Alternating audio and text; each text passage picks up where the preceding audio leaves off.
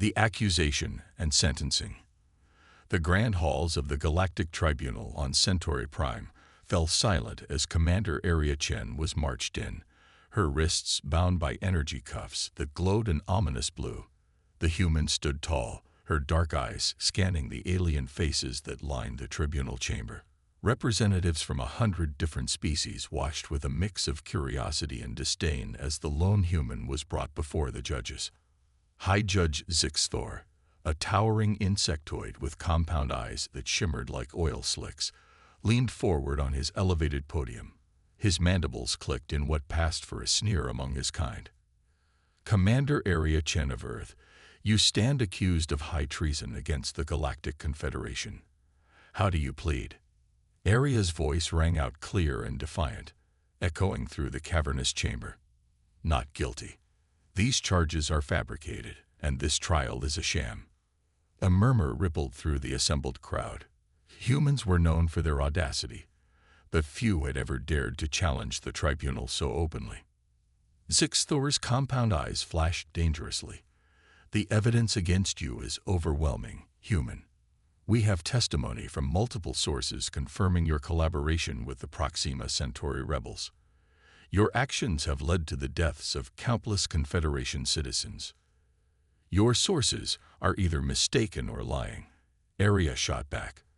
I've never even set foot on Proxima Centauri. I demand to see this evidence and cross-examine these witnesses. The High Judge's carapace rattled in what might have been laughter. This is not one of your primitive Earth courts, Commander. The Galactic Tribunal does not bow to the demands of the accused. Our judgment is swift and final. As Area opened her mouth to protest further, a holographic display flickered to life in the center of the chamber. It showed grainy footage of someone who looked vaguely like Area meeting with known rebel leaders. The figure's face was obscured, but the height and build were similar enough to cast doubt. This is clearly doctored, Area protested, but her words were drowned out by the rising murmurs of the crowd. Zixthor raised a clawed appendage for silence. The tribunal has reviewed all evidence and testimonies. We find Commander Area Chen guilty of all charges. The words hit Area like a physical blow. She knew the tribunal was corrupt, that this whole trial was a farce, but the finality of the judgment still sent a chill down her spine. For the crime of high treason, there can be only one sentence, Zixthor continued, his voice filled with a cruel satisfaction. Commander Chen, you are hereby condemned to exile on the Deathworld of Microsia Prime. A collective gasp went up from the assembled aliens. Even among the hardened members of the Galactic Confederation, Microsia Prime was spoken of in hushed whispers. It was a planet so hostile, so utterly inimical to life, that it was used only for the disposal of the Confederation's worst criminals. No one had ever survived more than a few days on its toxic surface. Area felt the blood drain from her face, but she refused to show fear. She knew this was more than just a punishment.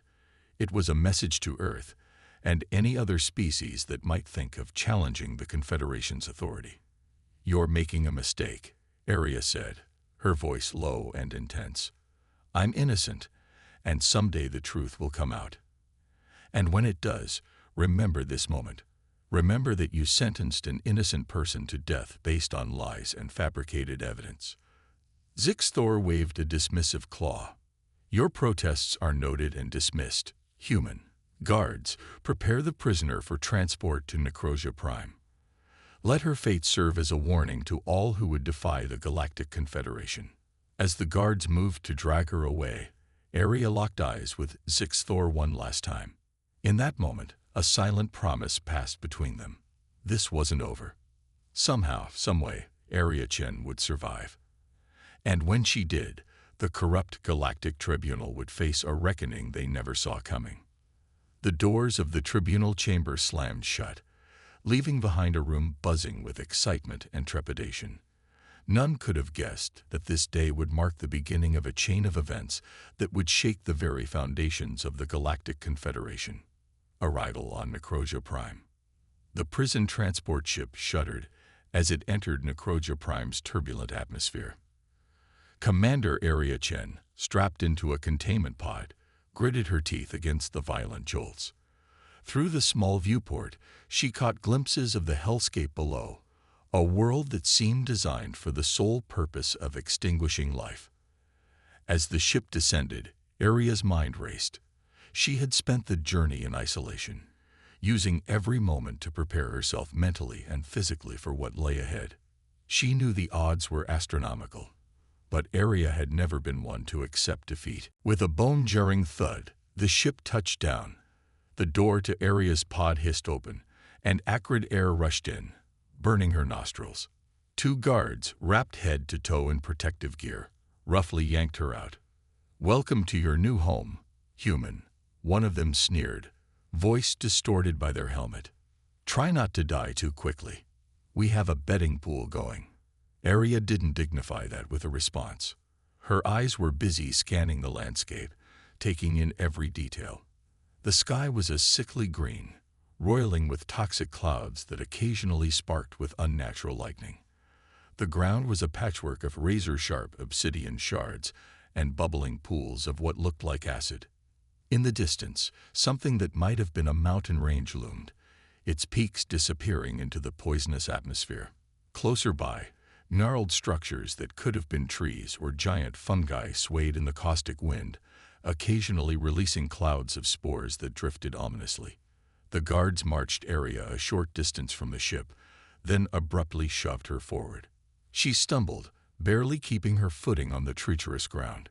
"Your survival kit, courtesy of the Galactic Tribunal," the second guard said mockingly, tossing a small pack at her feet. "May it extend your suffering by a few hours." Before Aria could respond, the guards were already retreating to their ship. Within moments, the vessel lifted off, leaving her alone on the hostile planet. Aria wasted no time. She snatched up the survival kit and sprinted for the dubious shelter of a nearby rock formation. The air burned in her lungs, and she could feel the caustic atmosphere beginning to eat away at her standard-issue prisoner jumpsuit. Once under cover, she tore open the survival kit. Inside, she found a pitifully small water purifier, a handful of nutrient bars, a basic medical kit, and a multi-tool. It was barely enough to last a day, let alone provide any real chance of survival. "Thanks for nothing," Aria muttered, but her mind was already whirring with possibilities. She had trained for extreme situations, had survived conditions that would have broken most humans. This was just another challenge to overcome. A piercing shriek cut through the air, sending chills down Aria's spine. Something was out there, something that had evolved to thrive in this nightmarish environment. And it sounded hungry. Aria's first priority was shelter. She needed to find a place safe from the toxic atmosphere and whatever predators lurked in this alien hell. Her eyes settled on a narrow crevice in the rock face behind her. It wasn't ideal, but it was a start. As she began to move, a searing pain shot through her leg. Looking down, she saw that the ground itself was eating through her boot. Aria quickly stripped off the disintegrating footwear, using parts of her jumpsuit to create makeshift wrappings for her feet. The shriek came again, closer this time. Aria hobbled toward the crevice, every step a battle against the hostile terrain. She could feel her skin blistering from exposure to the air, her lungs burning with each breath. Just as she reached the crevice, a movement caught her eye. From behind a cluster of the fungal trees emerged a creature straight out of a nightmare, a writhing mass of tentacles and eyes, its skin glistening with a protective mucus layer. Aria dove into the crevice, wedging herself as far back as she could. The creature slithered closer, its appendages probing the entrance. Aria held her breath, ignoring the pain racking her body, as she watched one of Necrosia Prime's denizens investigate her hiding spot. After what felt like an eternity, the creature withdrew, apparently deciding that the effort to extract her wasn't worth it. Aria let out a shaky breath, wincing at the pain in her chest. As the adrenaline began to fade, the full weight of her situation crashed down on her. She was alone on a planet that wanted her dead, with minimal supplies and no hope of rescue. The rational part of her mind screamed that survival was impossible. But as Aria looked out at the toxic world that was to be her grave, a fierce determination took hold. She hadn't come this far, hadn't survived the tribunal's corrupt justice, just to lay down and die. She would find a way to live, to thrive even in this place of death. And in doing so, she would prove to the Galactic Confederation that they had made a grave mistake in underestimating humanity. With renewed purpose, Aria began to examine her shelter more closely. There had to be a way to survive here, and she was going to find it, no matter the cost. Adaptation and survival. Days on Necrosia Prime blurred together in a haze of pain and constant vigilance. Aria Chen had lost track of time. Her focus narrowed to a single goal: survival. Each breath was a struggle, each movement a battle against the planet that seemed intent on destroying her. But slowly, incrementally, she was adapting. Aria had transformed her initial shelter into a more permanent base. Using the multi-tool from her survival kit and rocks she'd painstakingly gathered, she'd expanded the crevice into a small cave. She discovered that certain mineral deposits in the rock helped neutralize the toxic atmosphere, and she'd lined her shelter with these life-saving stones. Food and water remained her biggest challenges. The nutrient bars had run out long ago, and the small water purifier could only do so much. Aria had been forced to venture further from her shelter, risking exposure to Necrosia's dangers in search of sustenance. It was on one of these expeditions that Aria made a discovery that would change everything.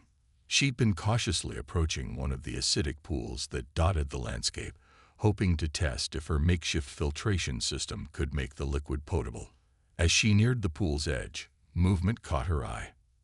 At first, Aria thought it was another of the nightmarish predators she learned to avoid.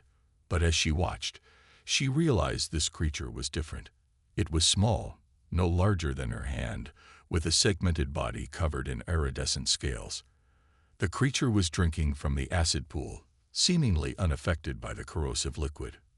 Fascination overrode caution, and Aria edged closer. The creature noticed her approach but didn't flee. Instead, it turned to face her, revealing a set of compound eyes that regarded her with unmistakable intelligence. "Hello there," Aria said softly, her voice rough from disuse. "Aren't you a surprising little thing?" To her astonishment, the creature responded, not with words, but with a series of clicks and chirps that seemed too complex to be random. It scuttled closer to her, its movements curious rather than aggressive. Aria held perfectly still as the creature investigated her. It climbed onto her outstretched hand, its touch surprisingly gentle. As it explored, Aria noticed something extraordinary. Where the creature touched her blistered skin, the pain eased. "Well, I'll be damned," Aria breathed. "You're not just immune to this hellhole. You can neutralize its effects." The creature chirped again, as if in agreement. An idea began to form in Aria's mind. If she could communicate with this being, if she could form some kind of alliance. Over the next weeks, Aria dedicated herself to understanding her new companion, whom she named Nova. She discovered that Nova was far from alone. There was an entire ecosystem of creatures that had adapted to Necrosia's harsh conditions. Some, like Nova, seemed to possess neutralizing properties. Others were dangerous, but in ways Aria could learn to predict and avoid. Aria's survival skills grew exponentially. With Nova's help, she learned which of the planet's strange flora were edible, how to extract water from seemingly poisonous sources, and how to move across the treacherous terrain without injury. She even managed to fashion crude but effective protective gear using the molted scales of creatures like Nova. But perhaps the most startling discovery came when Aria realized she was changing. At first, she thought she was imagining it, but as time passed, it became undeniable. Her body was adapting to Necrosia Prime. The toxic air that had once left her gasping now only irritated her lungs. Her skin, once raw and blistered, was toughening, developing a faint iridescent sheen reminiscent of Nova's scales. Aria knew that by all rights she should be dead. The Galactic Tribunal had sentenced her to this world, expecting her to perish within days. Instead, she was thriving. The thought filled her with a fierce pride, not just in herself, but in the adaptability of humanity as a whole. As she stood at the entrance of her shelter one day, looking out over the alien landscape that had become her home, Aria felt a shift in her perspective. Necrotia Prime was no longer just a prison or a death sentence. It was a challenge, one that she was meeting head-on. Nova chittered at her feet, and Aria looked down at her unlikely ally. "You know what, little one? I think it's time we explored a bit further. This planet's been trying to kill me since I arrived. Maybe it's time I started pushing back." With Nova at her side, Aria set out across the toxic plains. She didn't know what she might find, but for the first time since her arrival, she felt a glimmer of hope. Somewhere on this world of death, there might be answers. About the planet, about herself, and perhaps even about the corrupt system that had sent her here. As she walked, Aria allowed herself a grim smile. The Galactic Tribunal had made a grave mistake in underestimating her, in underestimating humanity. And someday, somehow, she would make them pay for that mistake. But for now, she had a world to conquer, one toxic step at a time. The Tribunal's growing unease. In the gleaming halls of the Galactic Tribunal on Centauri Prime, an air of tension had replaced the usual atmosphere of smug superiority. High Judge Zixthor's compound eyes flickered nervously as he reviewed the latest report from Necrotia Prime. The data before him defied belief, yet the evidence was irrefutable. Impossible. He chittered, mandibles clicking in agitation. The human female still lives. Across the room, Counselor Vexna, a serpentine being from the Ophiuchi system, uncoiled herself from her hovering platform. Not just lives, Zixthor. According to these readings, she appears to be thriving. The holographic display in the center of the chamber flickered to life, showing grainy footage captured by Necrotia Prime's automated monitoring systems. The gathered tribunal members watched in stunned silence as the image resolved to show Commander Aria Chen, not just alive, but moving with purpose across the toxic landscape. More shockingly, she appeared to be accompanied by one of the planet's native life forms. "This goes beyond mere survival," rasped Kelix, the avian representative from Deneb. "She's adapting to the planet's conditions, possibly even communicating with its fauna. This is unprecedented." Zixthor's carapace rattled in what might have been fear. If word of this gets out, the consequences could be problematic. Problematic. Vexna hissed, her forked tongue flicking in agitation. It would be catastrophic. The tribunal sentenced her to certain death. Her continued survival calls into question not just our judgment, but the very foundations of our authority.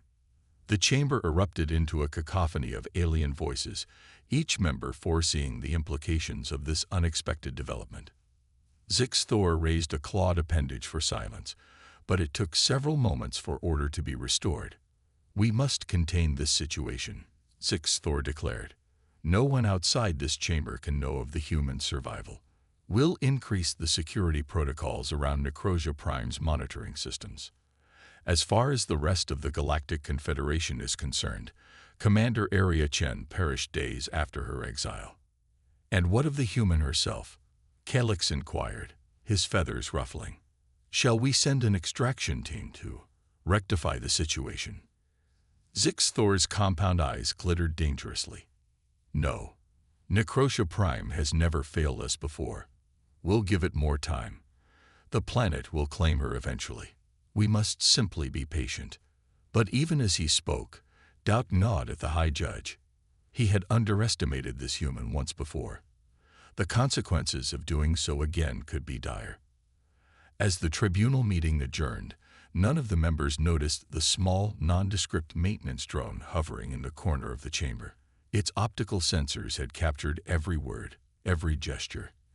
And deep in the bowels of the Centauri Prime Station, those recordings were being carefully reviewed by eyes that did not belong to the tribunal. In a dimly lit room filled with humming computer terminals, Zara Lynn, Earth's covered operative within the Galactic Confederation, felt her heart race as she watched the footage. Her fingers flew over the holographic keyboard, encrypting the data for immediate transmission to Earth. "Oh, Area," she whispered, a mix of pride and concern in her voice. "You magnificent, stubborn fool. You're really doing it." Zara had never believed the charges against Area. She had suspected the trial was a sham, a way for the tribunal to make an example of a rising human star. But she had never dared hope that Area might actually survive Necrosia Prime. As the encrypted transmission winged its way towards Earth, Zora allowed herself a grim smile. The tribunal thought they could simply sweep Area's survival under the rug. They had no idea of the storm that was about to break over their heads. Back on Earth, the news of Area's survival hit like a supernova. The public, who had been outraged by her sentencing, now rallied around her as a symbol of human resilience. Protests erupted outside Galactic Confederation embassies. Diplomatic channels buzzed with demands for explanations, for justice.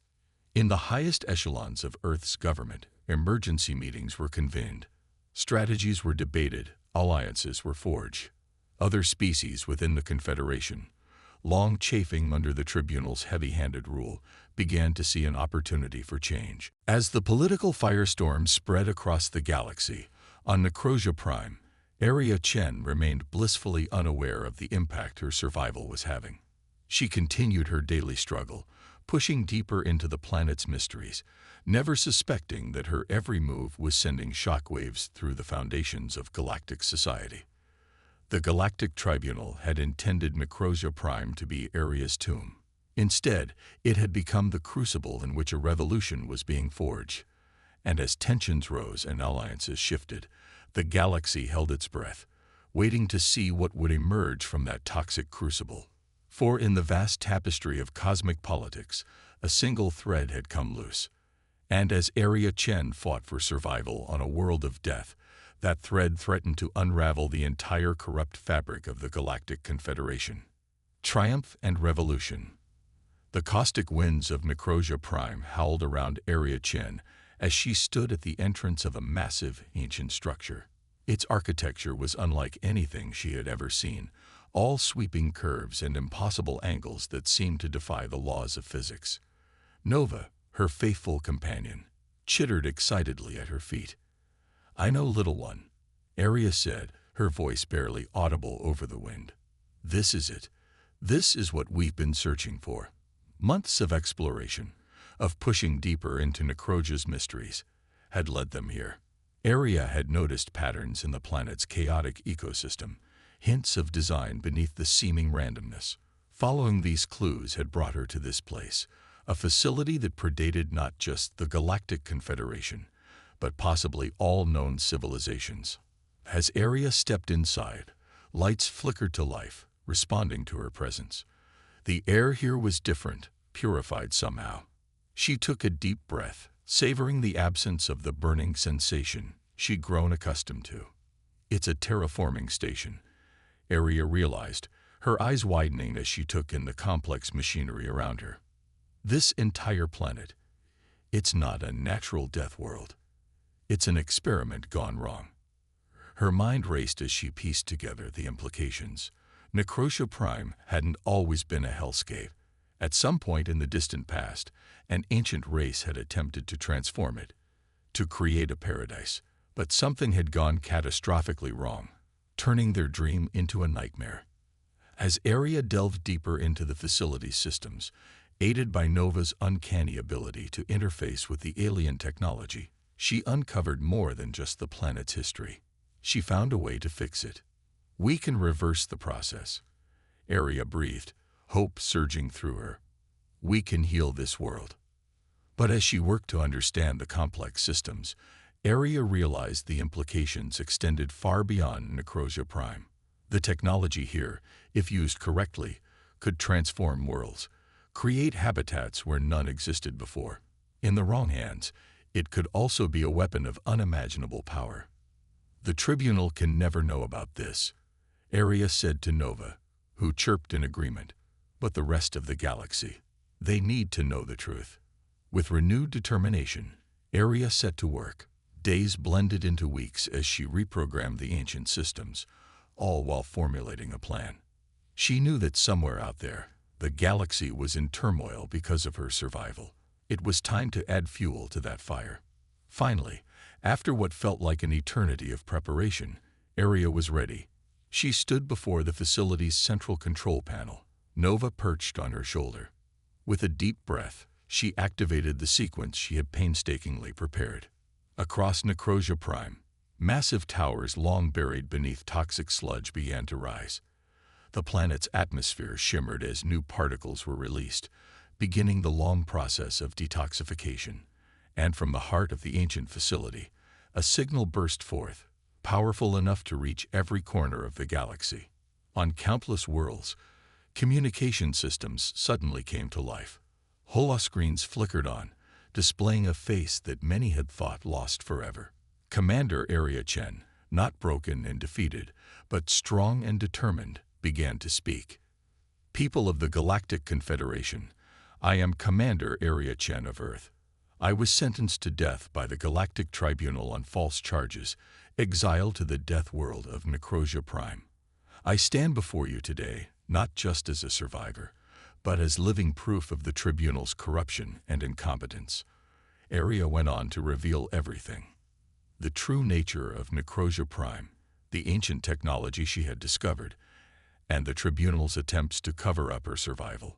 She laid bare the corruption at the heart of the Confederation, backing her claims with irrefutable data transmitted alongside her message. The Tribunal has failed us all, Aria declared, her voice ringing with conviction. They have hoarded power, stifled progress, and ruled through fear. But we have the power to change this.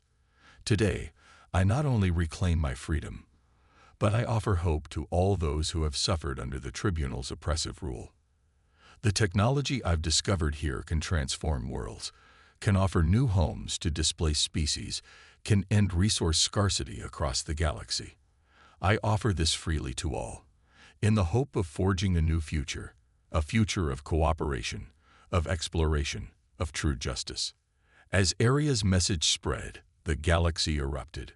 Protests turned into uprisings. Long-suppressed species rose up against their oppressors. The corrupt officials of the tribunal found themselves besieged on all sides, their web of lies and manipulation finally unraveling. In the midst of the chaos, a coalition of reformers from various species came together, rallying around Aria's vision of a more just and equitable galaxy. Earth, long relegated to the fringes of galactic politics, suddenly found itself at the center of a new movement. Months later, as the dust of revolution began to settle, Aria Chen stood once more before the Galactic Tribunal. But this time, she was not a prisoner. She stood as a leader, a symbol of hope and change for billions across the galaxy. The new council chamber was a far cry from the oppressive hall of the old tribunal.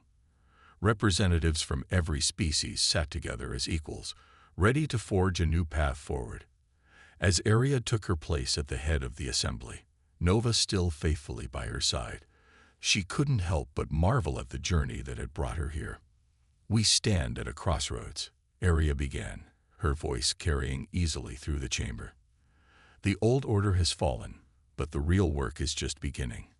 We have a chance to build something truly great, a confederation based on mutual respect, on the free exchange of ideas and technology, on true justice. It won't be easy, but if we can survive on a death world, we can do anything.